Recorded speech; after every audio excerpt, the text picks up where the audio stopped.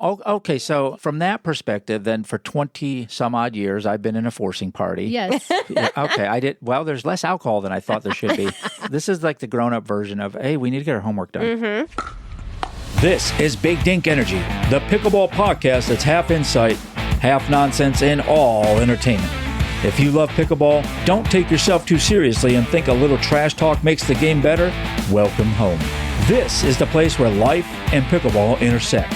We celebrate the chaos, call out the nonsense, and put the fun back in dysfunction. You're either in or you're out. And if you're still listening, you're in. So let's go. Big Dink Energy starts now. Grip it, rip it, and sip it. It is the official podcast of Pickleball. Welcome. Welcome. Episode 29. 29.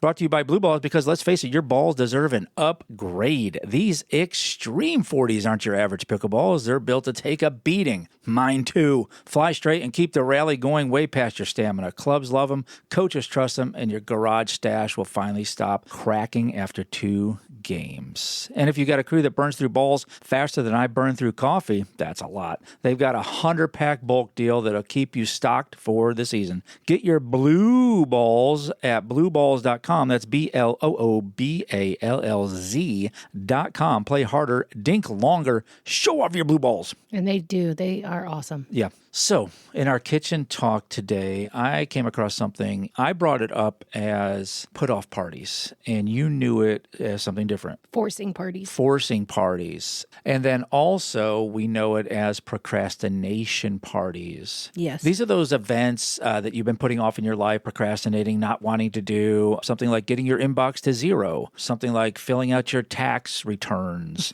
Something you've put off. And listen, if you put off your tax returns till now, something's wrong. Something's seriously wrong. Don't do them now. Just keep putting them off till next year.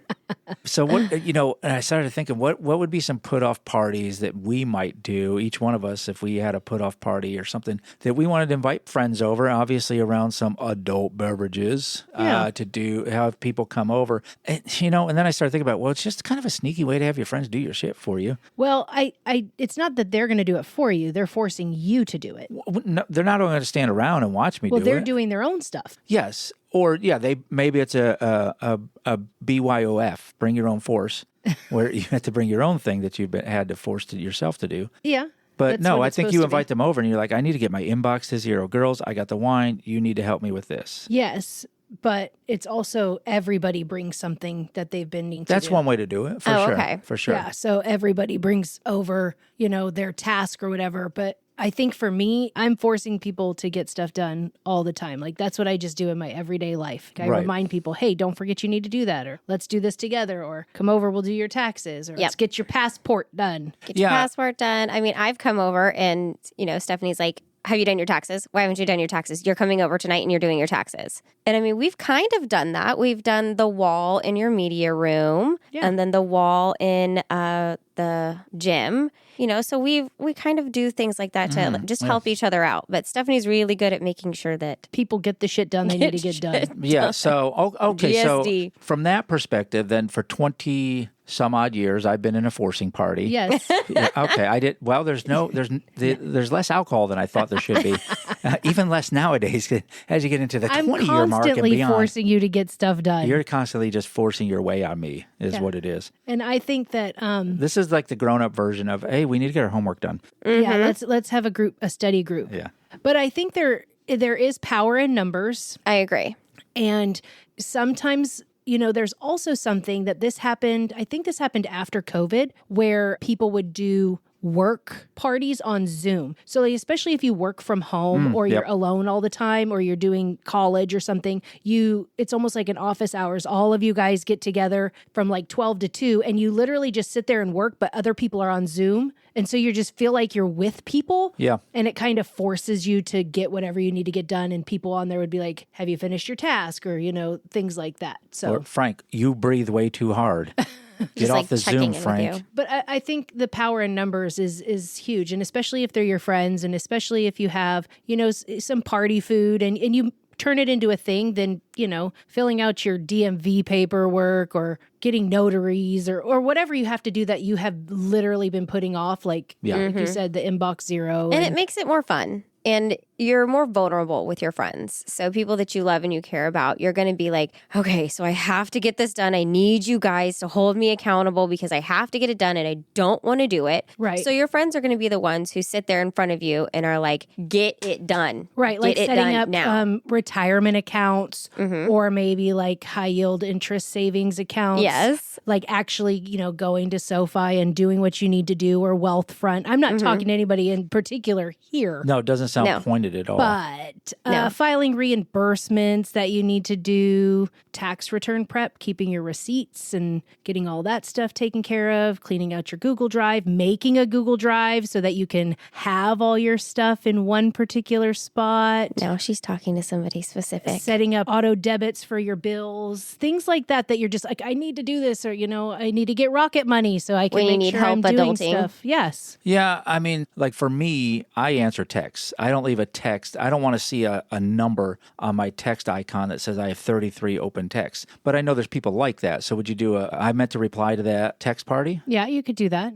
I think another big one that people forget about is like making dentist appointments for like the year. Like setting up your 6 months and, all of that, like booking all that out, or booking doctor's appointments, or booking pet grooming or school registration, all those things that people are like, oh, I need to do that. Oh, I need to do that. And then all of a sudden it's past the deadline. So, well, like with us, I was going through our family Trello board the other day, and I was going through. I bet they love that. Oh, yeah. Well, then my daughter accidentally added my family Trello board to my work Trello board, and I had to go and take that off so that not my entire staff knew what my family Trello board looked like.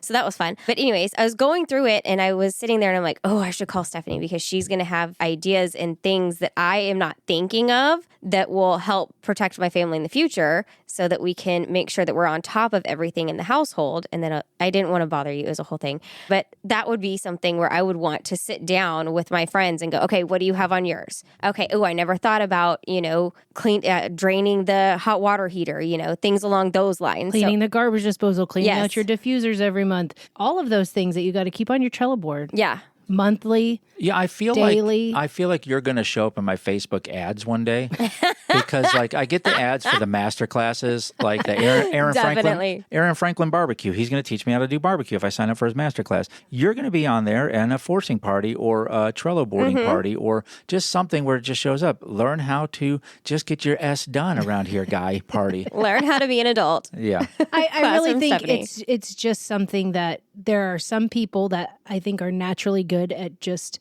making decisions and getting it done. And, it's like the do it now method. That's just how I've always done things. Like, you got to do it. Let's do it now and then be done. Yeah. Yeah.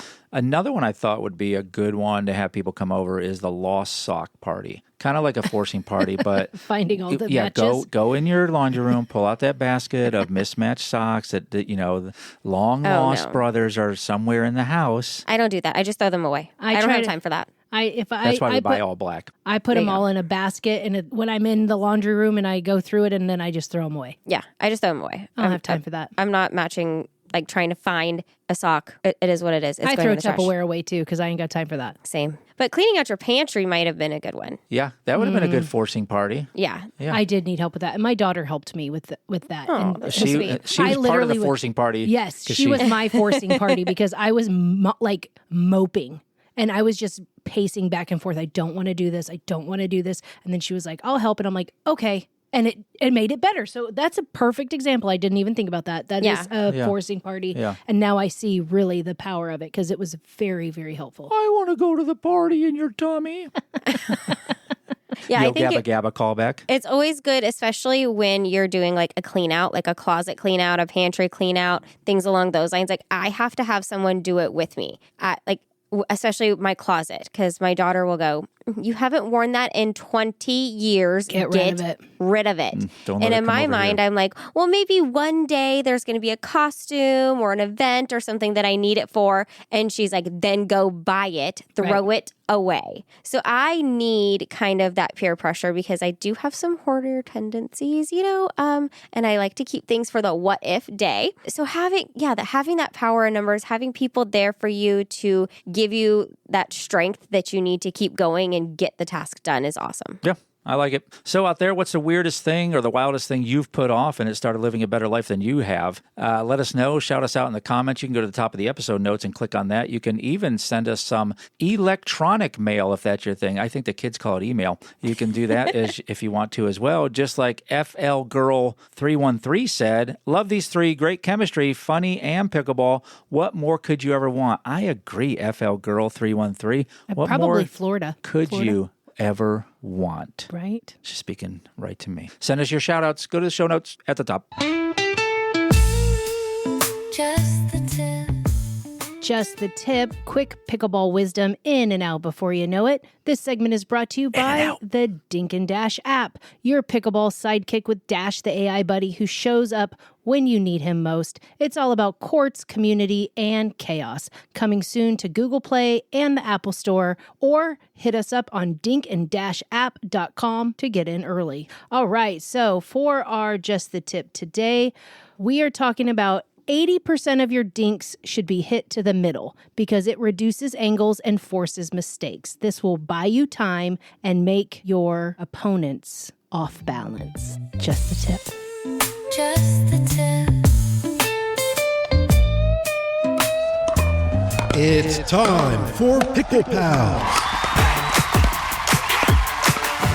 Yes. It is Pickle Pals. Pickleball is growing fast, but who says it can't grow fashionably? Today we got Maggie here, the founder of Court and Crew, a lifestyle brand that proves you can have an eye for style and a wicked backhand. From clean-cut collabs to limited drops to sell out in minutes, Maggie is building something that's part apparel, part culture, and all original. You're going to want to get some of this. So whether you're rocking a thrifted tee or showing up in full core courtwear, I shouldn't have written that. Today's episode is a masterclass in creativity, brand building, and what happens when someone brings fashion girl energy to the pickleball scene. Maggie, thanks so much for being on the Big Dink Energy podcast. Thanks so much for having me. I'm excited. Yeah, we are too. The great thing about me is I don't know what I'm going to say either. So whatever comes out of my mouth is a surprise to me, just as it is to you and the audience.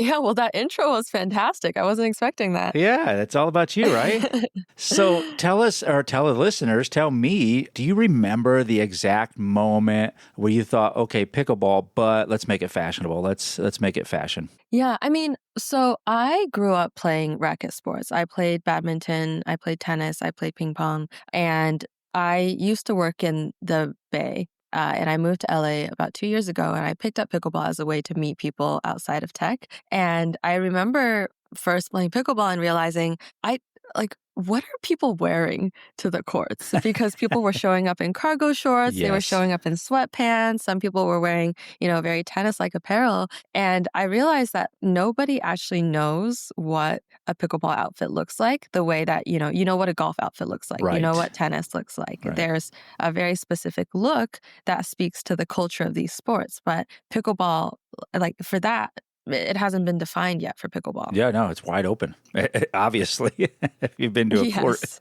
Yeah, exactly. And so for me, I think, it obviously you can wear whatever you want to play pickleball. It's a pretty casual sport, but I think as a sport culturally, it's very different from tennis or very different from golf because it's much more accessible. It's not expensive to play, and it feels a lot more modern and kind of embedded in the culture. Mm-hmm. And so I wanted to create a brand that reflected that kind of went beyond maybe like Etsy t-shirts with like pickleball slogans on them. Yeah. And I also wanted to make it very functional because, growing up playing sports my whole life, like clothes have to perform well and not just, look good. Yeah, that's right. I mean, you do. You get the I found this at Kohl's and it was half off price from 2 weeks ago, or I found this at Goodwill and it fit. You get all the different styles out there in the pickleball court, but it is a sport. We've said that over and over again on our podcast that it is a sport. That playing a match of pickleball is almost like running a mile. So why not be athletic, look good while you're doing it, and when you look good, you feel good, right? That's the mental aspect of it. Were you already doing fashion stuff, or is fashion a new avenue for you? It's It's sort of new and sort of not. I went to university on the pre-med track. So I actually thought I was going to be a doctor my whole life. But for a brief amount of time, I was actually going to school at Savannah College of Art and Design for fashion design and apparel construction. But, I don't think that route or career ever felt like a very viable option for me. Mm-hmm. So, eventually actually applied to med school, was going to go when I took a gap year and ended up working in tech for many years. So this brand is almost like a revisit of me going back to what I always loved, but now kind of with the knowledge of how to build a company and grow and scale it from working in tech for so long. So are there some upset or disappointed parents in the background somewhere that you didn't go to med school?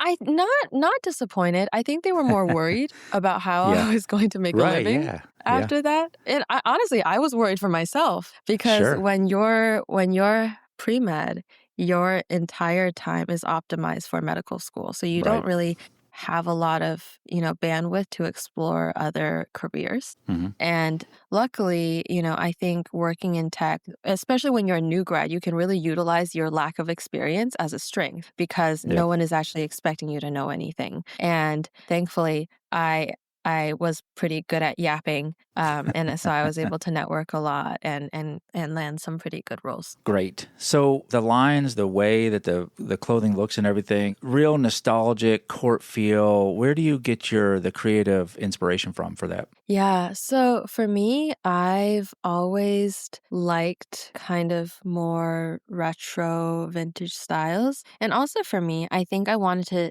design something that really spoke to how I felt or how it feels when people play pickleball. Mhm. And honestly, it's like there's this phrase like touching grass again, right? Where I think COVID made people very comfortable staying at home. Yeah, for sure. And for one, I got more introverted after COVID as well. Yeah. But playing pickleball, it's just like I felt alive again, and it was so nice. And it kind of reminded me of like, oh, like I guess before we had all these devices, we actually went outside and spoke to each other and Yeah, took right. walks and got sun. So I kind of wanted to bring it back to that time. And I'm a little bit of a '90s kid, so I Awesome. wanted to kind of throw it back to that. We're actually releasing a windbreaker and track set later this year that I'm super excited about.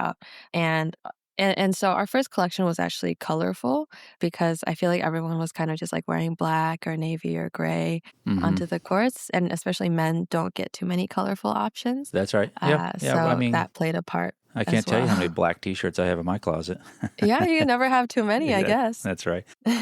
So what's a piece for you that kind of maybe either surprised you the most because it sold out fast or because people still ask for it? Is there one piece that just sticks out in your mind? Yes. Well, a few things. I feel like, should I get up and show you? Sure.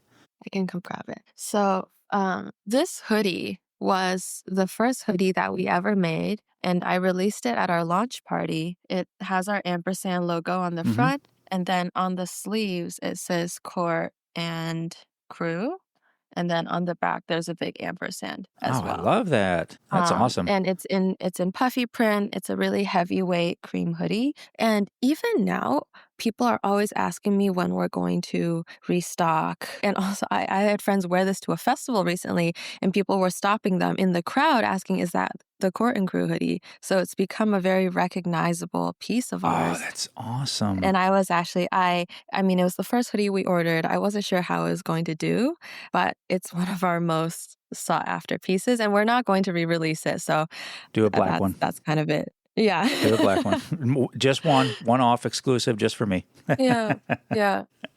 I love it. That's awesome. When you have those pieces like that are iconic, it's an iconic piece now, right? And so then it's gonna. I don't know if it goes iconic then vintage. I don't know how all that works, but it's just gonna be that piece that sticks out in your mind because it's Right. so well received out there. So your Instagram, both your personal and the Court and Crew, it's both of them a whole vibe, right? So how do you separate Maggie, the founder, from Maggie, the content creator, or is it kind of just now all blended? I think there is a separation. It's not. There is also some overlap. I think people really enjoy seeing the process of how things come together. Like the design process, the manufacturing process, how we market. Whenever we bring on a new team member, we like to introduce them so people feel like they know us. And because of that, people will recognize us out on the pickleball courts or when we're out in public sometimes, which is crazy.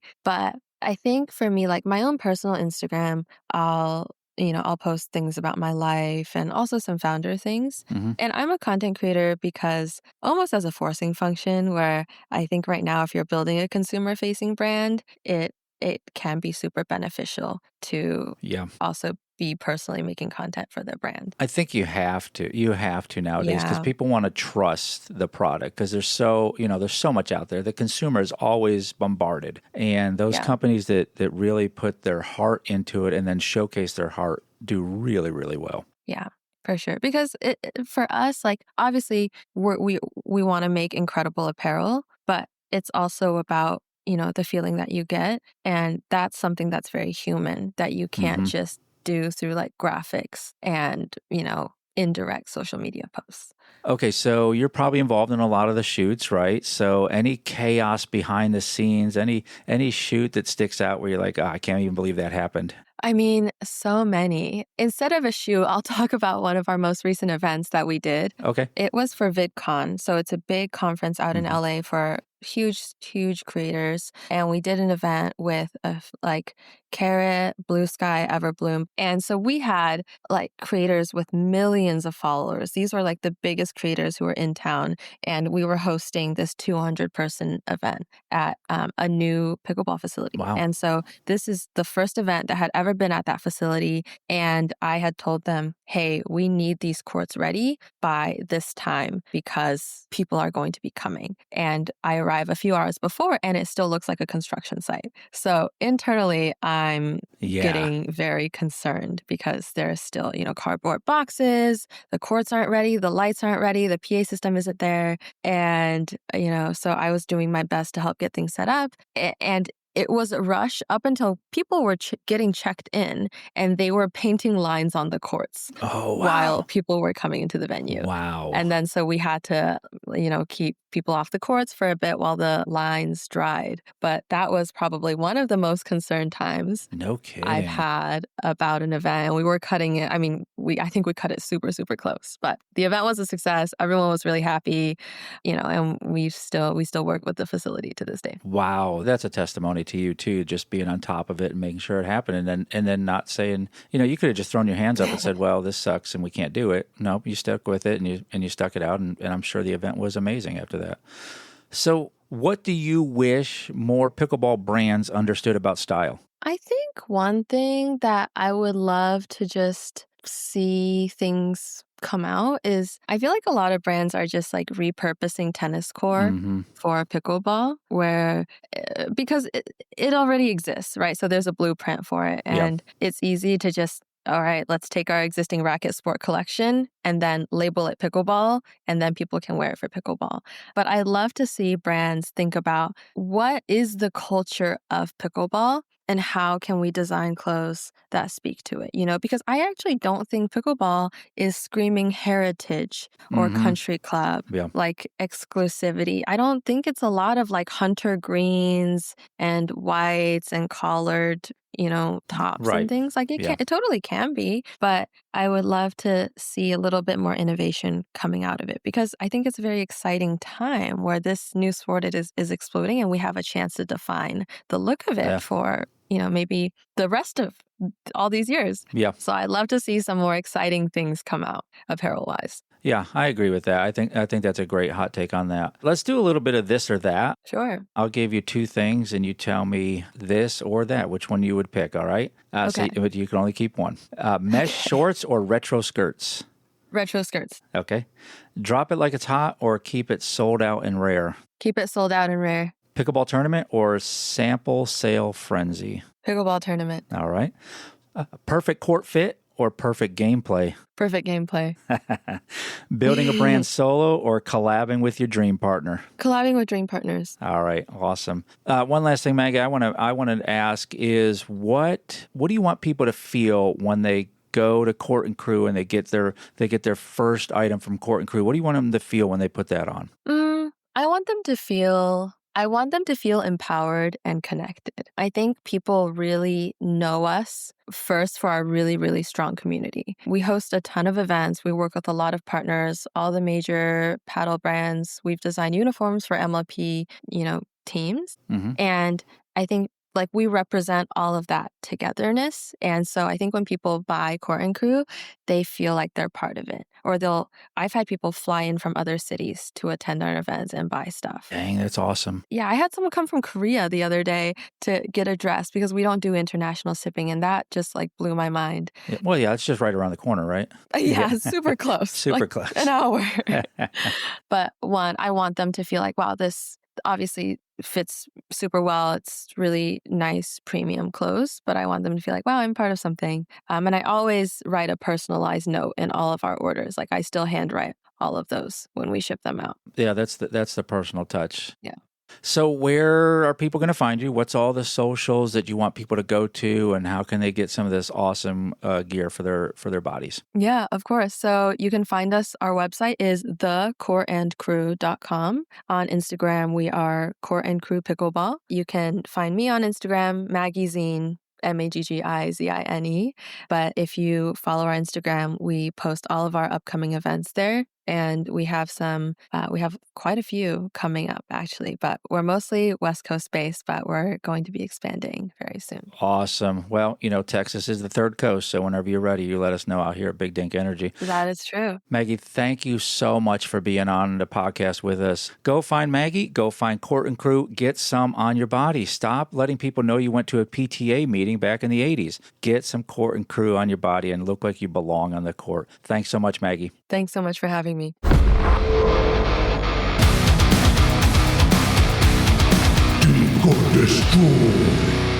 Dink or Destroy is powered by Pickle Nutrition because nothing kills a rally faster than leg cramps that feel like a rabid raccoon gnawing on your calf. Pickle is clean, effective hydration for people who actually play, not for the influencer doing hot yoga with a Stanley Cup. From cramp support to recovery, Ashley and Greg built this stuff so you can actually finish your games instead of limping off and pretending you need to take a phone call. Grab yours at PIKLnutrition.com and use code BDE10 for 10% off. Pickle Nutrition. Less cramps, more dinks. Yeah. Go get it. Dink or Destroy, those things that we send over the net. We dink it over, we like it, thumbs up, or destroy it. Not for us, thumbs down, bad. All right. So you got 10 minutes before pickleball. You need fuel, and the only option is a scone. Destroy. What are you doing? Grabbing it and hoping for the best, or destroying it and going hungry? Scones. Sconies. No. Scones. Listen. So This has got to be an English thing. I don't want to go rehash the whole Britain and all that kind of stuff, but this is a scone is an English food. It's got to be. A scone is drywall with blueberries. Yeah, it's tasteless. It's the worst choice. It's in a good shape. I like the shape. That's the only thing. It's dry AF. It's probably one of the best shapes. It's terrible. I don't know why it exists. Why in the world would anybody pick that over a muffin or egg bites? Who is saying, you know what, Starbucks, I want that overpriced coffee that's kind of slightly burned and a scone, please. Why? I like why is scones. Oh, I knew it. I knew it too. Especially if you have coffee. You dip it in and dunk it, and then it gets all soggy. And scones are for kids. Scone is an adult biscotti. There's not enough sugar. There's not enough dough. It's just literally drywall with blueberries. It tastes terrible. That's if you get it. That's if you get the blueberry one. Yeah. Here's my thing. There's other ones. I get hangry. So if I'm already at the point to where I'm hangry and I am just witchy and not having a good time and no one around me is having a good time, a scone will make me even worse. I'm going to eat it. No, absolutely not. No. If someone came up to me and was like, "Oh, I bought you a scone," I'd punch him in the face. You brought me something to hit you with. Yes, that's what you brought me. Because it's just a brick. No. Well, I guess I know what you're getting for Christmas. Scony scones. I hate it more. I hate scones. Listen to this. More than Arby's, y'all. That's intense. And y'all know how I feel about Arby's. Hey, there's an Arby's, you're one up from the bottom, so now it's time to sponsor. We'll take your meats. Wow. I don't want no beef and cheese. I don't want no damn scone. That hot ham and cheese. Ooh, that's intense. Yeah, okay. Like I'm a definite destroy on scones. I don't even know why they exist. They're not sweet. It doesn't. I've never had a scone where I was like, I want another scone. Get a biscuit. I've had a donut where I was like, I want another donut. Yeah. Of course. I've had So what is the point? other pastries where I was like, yep, 2 of those would be good. on the same topic, it's the same as a biscotti. That's what I said. love That's what I biscottis. said. Go get yourself it's an adult biscotti. That's what it is. That's what you give kids when they're teething. You give them scones or biscotti. Just why are you choosing that over something sweet or egg bites? And listen, if you're out there, don't come for me, scone people. Well, I don't like eggs. No. I don't like super sweet but why things. would you choose dry as F. Well, Ew. it is by itself, but if you have something to accompany it That's with, it. That's then it. That's it. So it has to have a partner? It has Well, to have a dipper. I mean, it elevates the scone when you have, especially a hot coffee. But if you have an iced coffee, that'll taste well. That's the thing. It needs something to loosen it, and so it's palatable. So if I it like can't stand alone, scones. would you eat it alone? If you I were- would. Ugh. I have. No, you're And gonna just need like a biscotti. I a love gallon a good of water biscotti. after that. Might as well eat a Payday with it. Gross. I agree with the Paydays. Sahara I hate All right, Desert. Paydays. so in order, we're going to go get scones with Paydays and have an Arby's. Oh my gosh. No. That's your birthday dinner. That's what I we're know, having at our right? forcing party. Oh, I'm going to force you to eat it. Those are the snacks we're bringing. I'm a Gross. definite destroy. Thumbs down. I'll do 2 thumbs on that. 2 thumbs I'm a down from this dink. guy. I am a dink all the way. No, destroy. No, destroy. Nobody likes scones. News you can use. U.S. Legends Pickleball League is launching its inaugural season. New league out there, folks, this September with 12 teams composed of 120 players aged 50 and above. A league just for me, finally. A league of their own. A league of my own. The league recently held its only combine. I wonder how that went. In Richmond, Virginia, where over 200 hopefuls competed for roster spots. Each team will draft 10 players, including high-level men. They're speaking right to me. And women age 60 plus, emphasizing competitive play for senior athletes who want to stay active and engaged. Notably, 8 of the 12 teams are fully or co-owned by women. So, guys, if you want to be bossed around and told what to do, this is the league for you. The 12 teams represent various regions such as the Boston Dragons, Florida Royals, Northern Virginia Supernovas. They have monthly matches or showdowns held in top indoor venues across Indiana, Maryland, Pennsylvania, New Jersey. September to January is when you will find that, with prize money awarded. And what is it called? It is a U.S. Legends, again, speaking right to me. I love that. Yeah, I love it. And so then I started thinking, okay, who are going to be some of the sponsors of this? And obviously, the interesting. first one that came to mind for me was Depends. It'd be a huge Depends, yeah. sponsor, you know. The other one would obviously New Balance pickleball shoes has got to be out there. AARP. Yeah. AARP, they come with socks. You get a lot of that mail. I don't know what you're talking about. Jorts I is going to do. be out there for sure. Aleve, Tylenol, Puffs Plus, Crocs, Old Spice, or Old Aqua Spice. Velva will be a sponsor, bringing it back. Quaker Oats, stuff like that. Orthopedic shoes of some sort, I'm sure. And cane These are real sponsors? No. Rogaine. Oh, I was like, damn, they really know their market. I was like, that's spot on.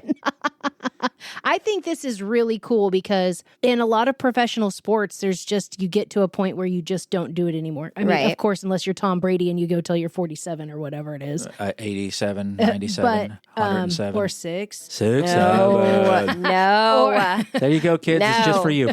But it out. Let the your kids thing listen to this. This is really cool so that the older generation, the seasoned people who are still very athletic, get a chance to be legit. Yeah, they can keep playing their sport. I love this. Yes, too legit to quit. Too legit to quit. So I love this. I'm all for it. I can't wait till, I mean, what is the age? There's nothing in Texas. It's 50 and over. So I have about 30 more years. Yeah. That's it for this episode. Unless you've got something to say, think we got it wrong, have a better take, we want to hear it. Find us at bdepodcast.com or at BDE Podcast on the socials. Drop us a message. We might just feature you in the next episode. If you had a good time, well, samesies. If not, maybe try again. We grow on people. So you know the deal. Follow the show, tell a friend, and leave us a review. Or just pretend this never happened. Until next time, keep the dink soft and the energy big.